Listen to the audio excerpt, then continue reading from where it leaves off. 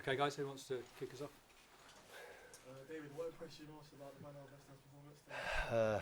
Look, to come here and win, I think the results was harsh on Everton, but our goalkeeper made 4 or 5 outstanding saves. But look, we scored 3 goals at Everton. Everton don't concede too many. We scored 4 in midweek against Brentford. So we've done the job. I think the Premier League teams and games are really tight at the moment. I don't think there's an awful lot between the teams. We've just gone through 6 or 7 weeks where very little's gone for us. Today, I don't know if it's the right word went for us, but our goalkeeper made saves, which he's there to do. So I have to say, no, thrilled with the win. Wee bit of a throwback, but I really enjoyed it. At the end of the game, I noticed you went up to Ariola. You don't normally do that. What do you say to him? I just said that he probably made the difference, and he did. His performance was terrific. A lot of goalkeepers get praised for different things, their use of the ball, etc. But I think most people from an era I come from, it's the ones who save it with their hands and stop the ball going in the net most of the time. And I thought he done that really well today. And last for me, David, it would have been hard for you to drop Fabianski at the start of the season because he's been so reliable for you. But Ariola's more justified being number one. What would you say are some of his key attributes? I think he's got incredible spring, which people wouldn't probably see, and you might not see it. He's got athleticism, which is probably as good as MD at the club. I think it's his genes and what he's got and where he comes from. I think all those things play a part in it. But he's just really good. He's really good. He brings off some terrific saves, and look, he's been very good for us. There's bits we'd like him to improve on, distribution a bit, different things, but overall he's done great for us since he's come into the team.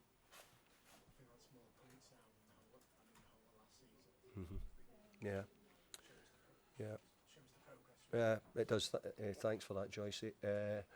What I was going to say was, it is. I mean, look, we've had a difficult period. We've won a couple of games back to back, but we're sort of still hanging in there. And I thought we had to hang in a wee bit today. We had to be resilient at a couple of times when Everton and the crowd got right behind the team. When they went 1-0 up, the crowd got right behind them, and we had to find a way of sort of staying with it, and we just about done it and no more. Keeper made a save, we got up the pitch and we scored from a corner kick to equalise it.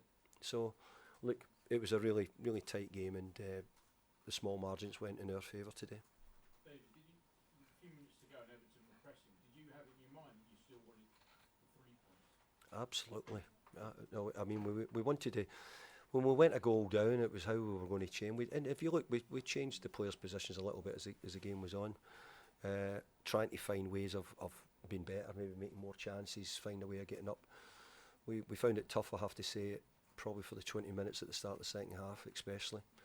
But we sort of rode that a little bit and grew into it and done enough to get a few goals. Just on the Souček's goal, have you seen the score goal like that in training? That was a brilliant goal. But I said in here, Souček scored the goal here during COVID, very similar. I think we won 2-1 here late on. And look, I think we've lost.